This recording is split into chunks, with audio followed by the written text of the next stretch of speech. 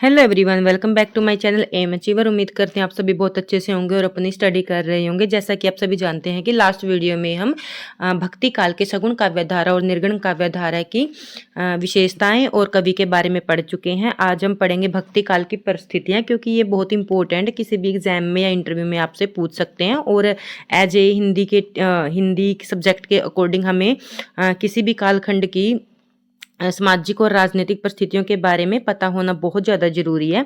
तो सबसे पहले हम पढ़ते हैं भक्ति काल की परिस्थितियां आचार्य रामचंद्र शुक्ल के अनुसार। आचार्य रामचंद्र शुक्ल ने भक्ति काल के उदय को एक धार्मिक आंदोलन ही नहीं बल्कि तत्कालीन राजनीतिक और सामाजिक धार्मिक परिस्थितियों का परिणाम माना है। उनके दृष्टिकोण से इन परिस्थितियों का विवरण नीचे दिया गया है।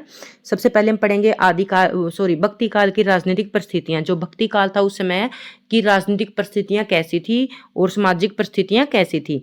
जो राजनीतिक परिस्थितियां हैं, शुक्ल जी के अनुसार यह काल इतिहास में मुस्लिम साम्राज्य के सुदृढ़ीकरण का युग था, क्योंकि उस समय जब हमारा भक्ति काल का जो समय सीमा है वो 1375 से लेकर 1700 तक मानी गई है। और उस समय के कालखंड में भारत में मुस्लिम साम्राज्य था, मुगलों का राज्य था। तो भक्ति का उदय भारत में भक्ति का उदय रामचंद्र शुक्ल जी मुगलों के आक्रमण की प्रतिक्रिया स्वरूप ही मानते हैं। तो वो कहते हैं कि हिंदू जनता में हताशा थी। देश में मुसलमान शासन पूरी तरह स्थापित हो चुका था। बड़े बड़े राज्य नष्ट हो गए थे और उनके गौरवशाली राजा हार चुके थे। लोगों के बीच में अपमान की भावना थी, क्योंकि मंदिर तोड़े जाना, पूज्य पुरुषों का अपमान होते देखना जनता के हृदय में भारी दुख था। शुक्ल जी का प्रसिद्ध कथन है, ये कथन आपको एज इट इज एग्जाम में देके पूछ सकते हैं कि ये कथन किसका है। अपने पौरुष से हताश जाति के लिए भगवान की शक्ति और करुणा की ओर ध्यान ले जाने के अतिरिक्त जनता के पास कोई दूसरा मार्ग ही क्या था। अभी जो मुसलमानों के आक्रमण, उनके द्वारा हिंदुओं के मंदिरों को तोड़ना, राजाओं का अपमान करना, तो वो अपने पौरुष से इतने हताश हो गए थे कि भगवान की शक्ति और भगवान की भक्ति के ओर जाने के अलावा उनके पास कोई मार्ग ही नहीं था। तो पराजय के मनोविज्ञान है। जब वीरता के गीत गाने का कोई आधार नहीं बचा था, तब भक्ति की ओर झुकाव एक स्वाभाविक मानसिक प्रतिक्रिया थी। ये ना एज इट इज एग्जाम में पूछे जा सकता है कि शुक्ल जी के विचार क्या थे भक्ति आंदोलन के उदय के बारे में। सामाजिक परिस्थितियां क्या थी उस समय की। इस समय में समाज में भारी उथल पुथल और भेदभाव व्यापक था। जाति पाति का बंधन, समाज में कठोर जातिगत नियमों से बंधा हुआ था। ऊंच नीच की भावना उस समय प्रबल थी। असुरक्षा की भावना थी जनता के बीच में। राजनीतिक उथल पुथल के कारण आम जनता असुरक्षा और भय का माहौल था। ऐसे में लोगों ने आपस में जोड़ने और सांत्वना देने का ही काम था। लोक मंगल की भावना, शुक्ल जी ने तुलसीदास जैसे कवियों के माध्यम से, तुलसीदास जी के कवि जैसे रामचरितमानस के माध्यम से लोक मंगल और समाज को मर्यादित करने पर जोर दिया, ताकि बिखरे हुए समाज को एक सूत्र में पिरोया जा सके। उस समय की जो भक्ति काल था, उस समय की धार्मिक परिस्थितियां क्या थी, अब हम उसके बारे में पढ़ेंगे। धार्मिक क्षेत्र में आडंबरों और अंतर्विरोध चरम सीमा पर थे। नाथ और सिद्धों का प्रभाव, आदिकाल के बाद नाथ और सिद्धों का प्रभाव भक्ति काल में खत्म होने लग गया था, क्योंकि अब जो सिद्ध संप्रदाय है वो दो भागों में विभाजित हो गया था। भक्ति काल में पहले समाज में नाथ पंथियों और सिद्धों का प्रभाव था, जो हठ योग और रहस्यवाद की जटिल बातें करते थे। उनका जो हठ योग और रहस्यवाद है अब समय के साथ साथ जटिल होता चला गया। शुक्ल जी के अनुसार इनका मार्ग शुष्क था, जिसमें हृदय तत्व का अभाव था।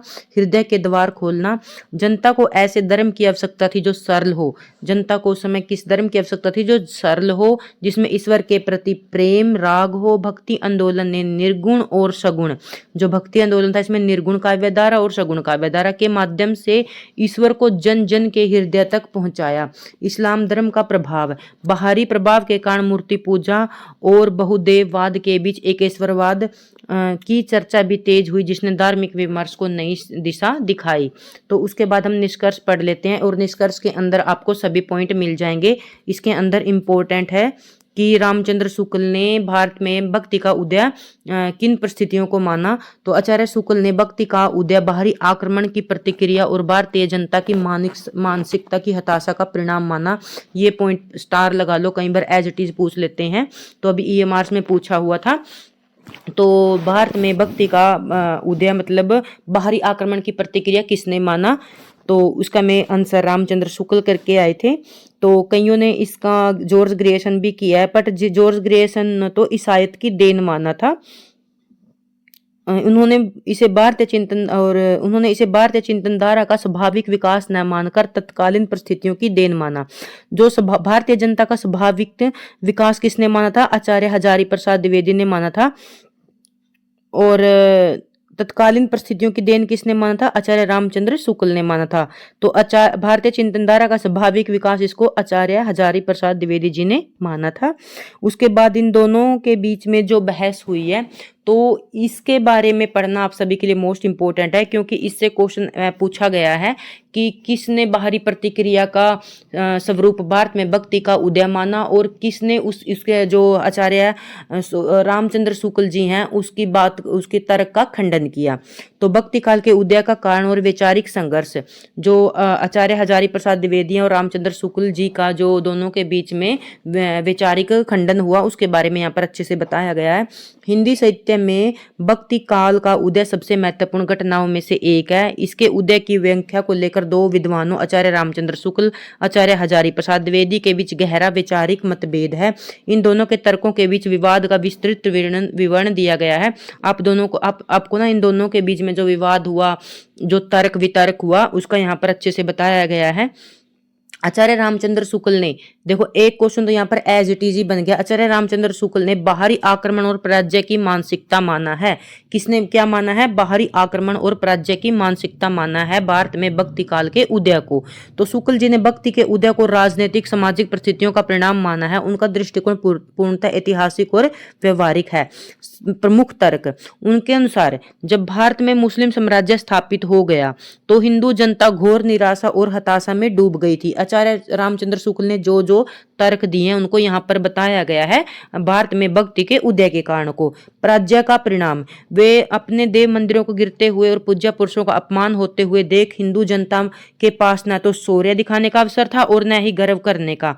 तो भक्ति का मार्ग, उनके लिए भक्ति का मार्ग के बारे में बताते हैं, कैसे भक्ति का मार्ग अपनाया। शुक्ल जी लिखते हैं, अपने पौरुष से हताश जाति के लिए भगवान की शक्ति और करुणा की ओर ध्यान ले जाने के अतिरिक्त कोई दूसरा मार्ग नहीं था।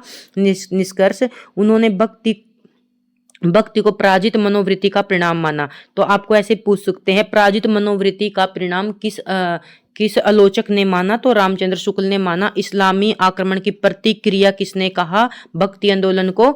तो उन्होंने कहा, आचार्य रामचंद्र शुक्ल ने कहा। तो आचार्य हजारी प्रसाद द्विवेदी, जब हम इसके बाद एमसीक्यू करेंगे ना, वो हमें बहुत ईजी लगेंगे, क्योंकि मैं थ्योरी पर विश्वास करती हूँ।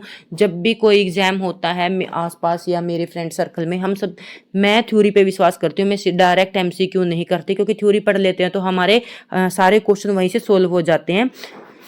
तो आचार्य हजारी प्रसाद द्विवेदी के बारे में पढ़ेंगे, उन्होंने क्या बोला भक्ति काल के उदय के बारे में। भारतीय परंपरा का स्वतः संपूर्ण विकास, आचार्य हजारी प्रसाद द्विवेदी जी कहते हैं कि जो भक्ति काल है उसका उदय भारतीय परंपरा का स्वतः स्फूर्त विकास की वजह से हुआ है।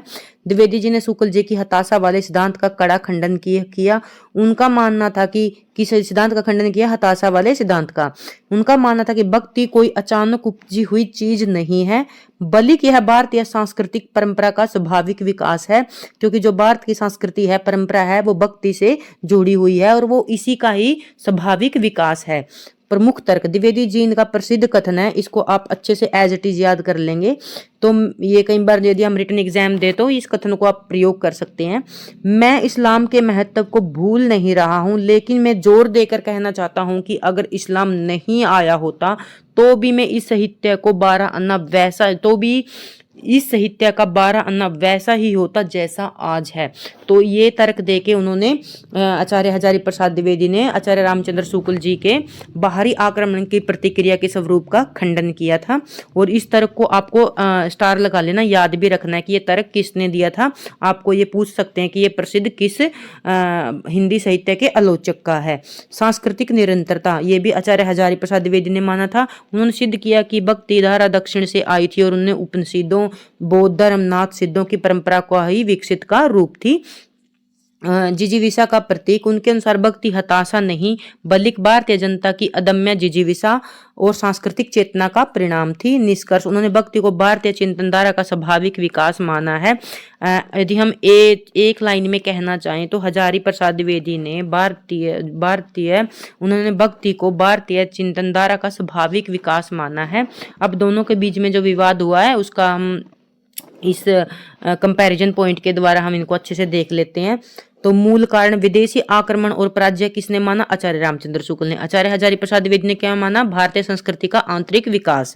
और मनोवैज्ञानिक आधार हताशा और निराशा, वो मनोवैज्ञानिक आधार के ऊपर क्या हो गई थी? आम जनता हताश और निराशा हो गई थी।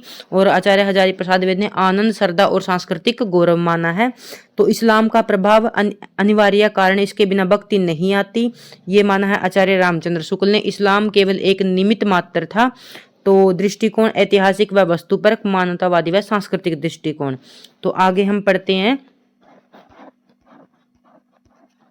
जो भक्ति आंदोलन के उदय के ऊपर अलग अलग विद्वानों ने अलग अलग कथन दिए हैं, उसके बारे में पढ़ते हैं। और जो ये कथन है, जो ये अभिमत दिए गए हैं, ये बहुत इम्पोर्टेंट है भक्ति काल के बारे में। तो आपसे ऐसे ही क्वेश्चन के अंदर पूछ लेंगे, जैसे ईसाइत की देन किस विद्वान ने माना है? भक्ति काल को ग्रियर्सन ने माना है। आचार्य रामचंद्र शुक्ल ने क्या माना है? इस्लामी आक्रमण की प्रतिक्रिया माना है। तो आपको ऐसे ही यहाँ पर एक एक पॉइंट को समझाया गया है। आचार्य जॉर्ज ग्रियर्सन भक्ति आंदोलन को ईसाइत की देन मानते हैं। ईसाइत की देन कौन मानते हैं? जॉर्ज ग्रियर्सन मानते हैं। उनका तर्क है कि ईसवी सन की शुरुआती सदियों में इस्लाम धर्म के प्रभाव से भारत में भक्ति का धारा प्रभावित हुई है। हालांकि आधुनिक विद्वानों ने इसके कथन को इतनी खारिज कर दिया है, पर ऐसे पूछ सकते हैं ईसाइत की देन किसने माना है? तो जॉर्ज ग्रियर्सन ने माना है। आचार्य रामचंद्र शुक्ल का आपको अच्छे से समझ में आ गया होगा।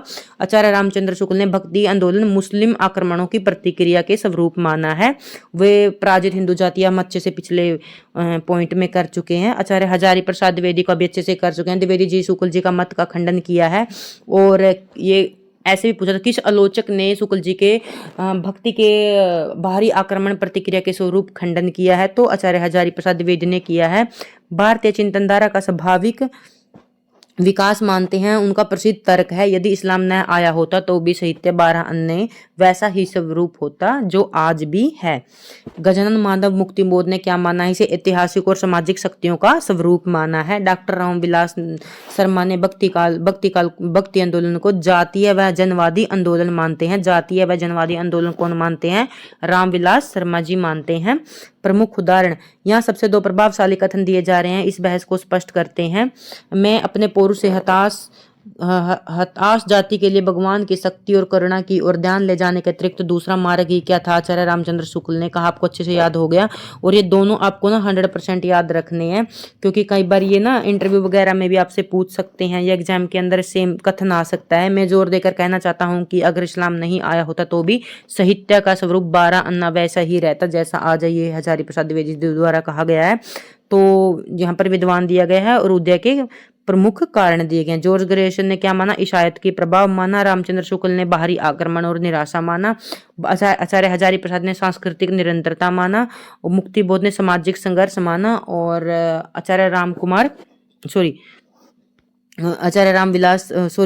डॉक्टर रामविलास शर्मा ने इसे लोक जागरण और जनवादी आंदोलन माना। तो आज की वीडियो में हमने जो भक्ति काल के उदय और उसके भक्ति काल की परिस्थितियां और उसके बीच परिस्थितियों के बीच में जो आचार्य हजारी प्रसाद द्विवेदी और आचार्य रामचंद्र शुक्ल का जो विवाद है उसके बारे में, और अलग अलग भक्ति काल के उदय के बारे में अलग अलग विद्वानों के अभिमत के बारे में पढ़ा। तो thank you watching my video. यदि आपको अच्छी लगे तो please like, share and comment जरूर करना।